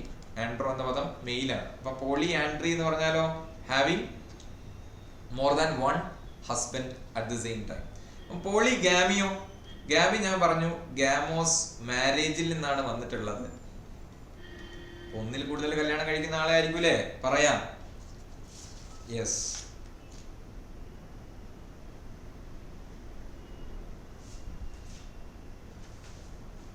യെസ്, പോളിഗാമി അല്ലേ, മൾട്ടിപ്പിൾ സ്പൗസസ് ആണ്.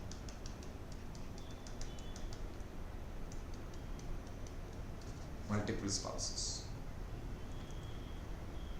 അടുത്തത് പോളിയാൻഡ്രി. പോളിയാൻഡ്രി പറഞ്ഞു. പാലിസൈഡ് എന്ന് പറഞ്ഞ ഒന്നുമില്ല, ഒരു വാളാണ്, ഒരു എന്താണ് പറയുക, നമ്മളെ ഈ മതിൽ എന്നൊക്കെ പറയില്ലേ, മതിലല്ല, ഒരു ഫെൻസ്. ഫെൻസ് ആണ് കുറച്ചും കൂടി നല്ലത്. ഫെൻസ്. ഇതിനാണ് പാലിസൈഡ് എന്ന് പറയാം. ഫെൻസ്. ഡക്ടൈൽ എന്ന് പറഞ്ഞാൽ സ്ട്രെച്ചബിൾ എന്നാണ് അർത്ഥം. ഫ്ലെക്സിബിൾ. ഫ്ലെക്സിബിൾ.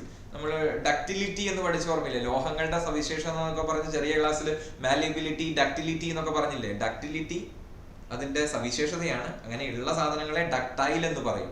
ഉദാഹരണം ഗോൾഡ്, അതായത് ഫ്ലെക്സിബിൾ, സ്ട്രെച്ചബിൾ ആയിട്ടുള്ള കാര്യങ്ങളാണ് കേട്ടോ അതിൽ വരിക. യെസ്, അടുത്തത് the original inhabitants of A country. ഒരു രാജ്യത്തിന്റെ ശരിയായിട്ടുള്ള അവിടെ ജനിച്ച് വളർന്ന്, അതായത് തനതായിട്ടുള്ള ആൾക്കാരില്ലേ, തനത് വർഗം, അവരെ നമ്മൾ അബോർജിനീസ് എന്നാണ് പറയാ. ഇത് ലാറ്റിനിൽ നിന്നാണ് വരുന്നത്. ലാറ്റിനിൽ ആബ് എന്ന് പറഞ്ഞാല് ഒരു പ്രിപ്പോസിഷൻ ആണ്. That means from. ഒറിജിനീസ് എന്ന വാക്കിൻ അതിന്റെ അർത്ഥം, ഒറിജിനീസ് എന്ന് പറഞ്ഞാല് ബിഗിനിങ് എന്നാണ്. ബിഗിനിങ്. ഇപ്പൊ കണ്ടോ, ഫ്രം ബിഗിനിങ്, മുന്നേ തൊട്ടുള്ള, നേരത്തെ തൊട്ടുള്ള എന്നാണ് കേട്ടോ. അതാണ് ഒറിജിനൽ ഇൻഹാബിറ്റൻസ്. ഒരു തനതായിട്ടുള്ള ആൾക്കാർ, ആ പ്രദേശവുമായിട്ട് ബന്ധപ്പെട്ട. ഓക്കെ, അവരെ അബോർജിനീസ് എന്ന് പറയാം. പ്രിമിറ്റീവും ഉപയോഗിക്കും. അതെന്താ പ്രശ്നം വെച്ചാല് ഓൾഡ് ഫാഷൻഡ് ആണ്. ഓൾഡ് ഫാഷൻഡ് ആണ്, മാത്രമല്ല ഒഫെൻസീവ് ആണ്. ഒഫെൻസീവ് ആണ്. അതിന്റെ ശരിക്കുള്ള മീനിങ് എന്ന് പറഞ്ഞാൽ the first of A kind എന്നാണ്. പ്രിമിറ്റീവ് ആന്ന് പറയില്ലേ, വല്ല പുരാതനമായിട്ടുള്ള എന്നാണ് അതിന്റെ അർത്ഥം. ഏതാണ്ട് അബോർജിനീസിന്റെ അതേ മീനിങ് തന്നെയാണ്. പക്ഷെ എന്താ വ്യത്യാസം വെച്ചാൽ ഭയങ്കര ഓൾഡ് ഫാഷൻഡ് ആണ്, ഒഫെൻസീവ് ആണ്, നെഗറ്റീവ് അർത്ഥത്തിൽ ഉപയോഗിക്കുന്നത്. ഇപ്പൊ ഒരാൾ പ്രിമിറ്റീവ് കൾച്ചർ ആണ്, അല്ലെ അയാൾ പ്രിമിറ്റീവ് ആണെന്ന് പറഞ്ഞാൽ എന്താ ഉദ്ദേശിക്കുന്നത് വെച്ചാൽ അയാൾ ഭയങ്കര ടെക്നോളജിക്കലി ബാക്ക്വേർഡ് ആയിട്ടുള്ള, അത്ര അഡ്വാൻസ്ഡ് അല്ലാത്ത ഒരു സൊസൈറ്റിയിലാണ് ബിലോങ് ചെയ്യുന്നത്. അയാളെ കളിയാക്കുന്നതിന് തുല്യമാണ്. പക്ഷെ പ്രിമിറ്റീവ് ആ അർത്ഥത്തിലല്ല ഉപയോഗിക്കുന്നതെന്ന് മനസ്സിലാക്കുക. ഏർലി ഹ്യൂമൻസിനൊക്കെ പറയാം പ്രിമിറ്റീവ് എന്നൊക്കെ പറയാറുണ്ട്. പ്രിമിറ്റീവ് ആയിട്ടല്ലേ. സിറ്റിസൺസ് പറഞ്ഞാൽ മെമ്പേഴ്സ് ഓഫ് എ കൺട്രി എന്നാണ്. മെമ്പേഴ്സ് ഓഫ് എ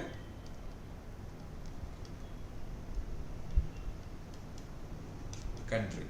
നേറ്റീവ്സ് എന്ന് പറഞ്ഞാൽ ബോൺ ഇൻ എ പ്ലേസ് ആണ്. പക്ഷെ അവിടെ ജനിച്ചു എന്ന് കരുതി അവിടുത്തെ തനത് ആൾക്കാരായി മാറുന്നില്ല. അവിടെ ജനിച്ചു, ബോൺ ഇൻ എ പ്ലേസ് ആണ് നേറ്റീവ്സ് എന്ന് പറയുന്നത്. പക്ഷെ അവിടെ നോട്ട് നെസസറിലി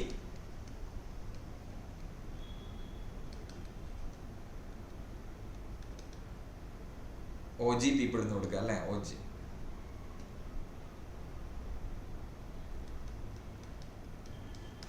അവിടെ ജനിച്ചു എന്ന് കരുതി ഒറിജിനൽ പീപ്പിൾ ആവോ, ഒറിജിനൽ ഇൻഹാബിറ്റൻസ് ആവോ? നിർബന്ധമില്ല. ഓക്കെ, അബോർജിനീസ് ആണ് കറക്റ്റ് വേർഡ്. നമുക്ക് അടുത്തത് എ വെൽ എക്സ്പീരിയൻസ്ഡ് പേഴ്സൺ. ഒരുപാട് അനുഭവ സമ്പത്തുള്ള ഒരാളെ വെറ്ററൻ എന്നാണ് വിളിക്കുക. വെറ്ററൻ കേട്ടോ. വെൽ എക്സ്പീരിയൻസ്ഡ് തന്നെയാണ് ഇതിന്റെ മീനിങ്. ടൈറോന്റെ അർത്ഥം ബിഗിനർ എന്നാണ്. ബിഗിനർ, തുടക്കക്കാരൻ. ഈ നോവിസിന്റെ അർത്ഥവും സെയിം ആണ്, സെയിം അർത്ഥമാണ്. ബിഗിനർ എന്നൊക്കെയാണ്. ബിഗിനർ, ന്യൂ എന്നൊക്കെയാണ് നോവിസിന്റെ അർത്ഥം. അതിൽ നിന്ന് വരുന്ന മറ്റൊരു വാക്കാണ് നോവൽ. നോവലിന്റെ അർത്ഥവും ന്യൂ എന്ന് തന്നെയാണ്. നോവൽ. Okay, new. നൊവൽറ്റി ഉണ്ട്, നവീനത, നവീനമായ എന്നാണ് നോവലിന്റെ അർത്ഥം. ബെറ്റർ എന്ന് പറഞ്ഞ എക്സ്പീരിയൻസ്, ഇതാണ് ശരി ഉത്തരം. ഔട്ട്ലാൻഡിഷ് എന്ന് പറഞ്ഞാല് ഔട്ട് ലാൻഡ്, ഔട്ട്സൈഡർ. സ്ട്രേഞ്ച് എന്നാണ് അതിന്റെ മീനിങ്. സ്ട്രേഞ്ച്, അൺയൂഷ്വൽ എന്നൊക്കെയാണ് അതിന്റെ മീനിങ് വരിക. ഓക്കെ,